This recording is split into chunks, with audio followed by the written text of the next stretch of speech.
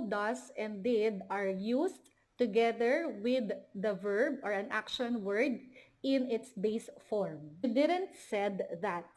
Okay, so I did not put the time expression in the past tense. So let's say that this is really in the past tense. Why is this wrong? Let's go back to my first tip, that do, does, and did are used together with an action word in its base form. That means in its simplest form, no S, and not even in its past tense. So what is the action word here? It said. She didn't said that. This one is wrong because the tense of the verb is already in the helping verb did. So this must be say. Remember, base form of the verb. She didn't say that. Or she didn't eat that. She didn't write that. Okay? Again, did and didn't is always used together with the verb in its base form. The same goes with the question. For example, did I hear that right? Okay, in this sentence, did I hear that right? So, did is the helping verb, and hear is the base form of the verb. Did hear. Did in the past tense and hear in its base form. Let's talk about the use of do and does.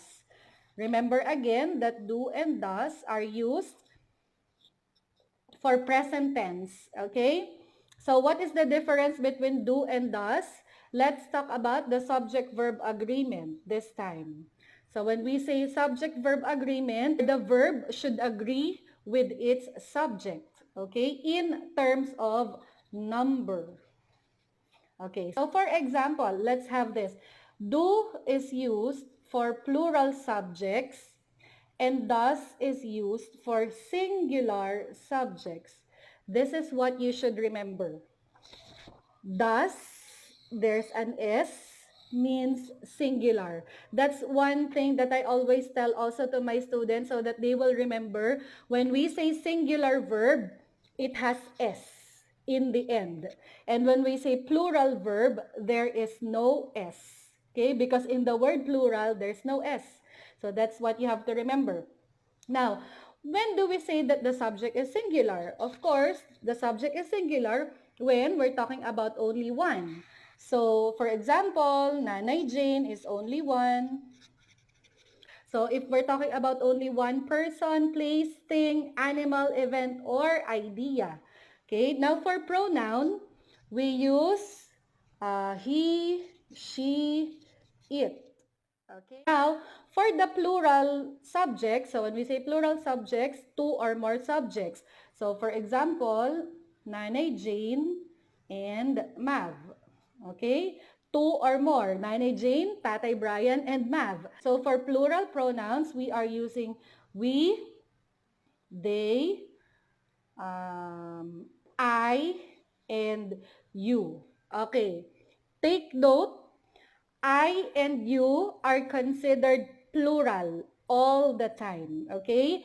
So although this may be singular in meaning because when I say I, that's only me, but they always take the plural form of the verb. For example, okay, so let's have the base form make. Okay? Nanay, Jane, and Mav don't make ice cream. Okay? Nanay Jane doesn't make ice cream. Okay? So remember, if the subject is plural, we use do. And if the subject is singular, we use does. With the verb in its base form.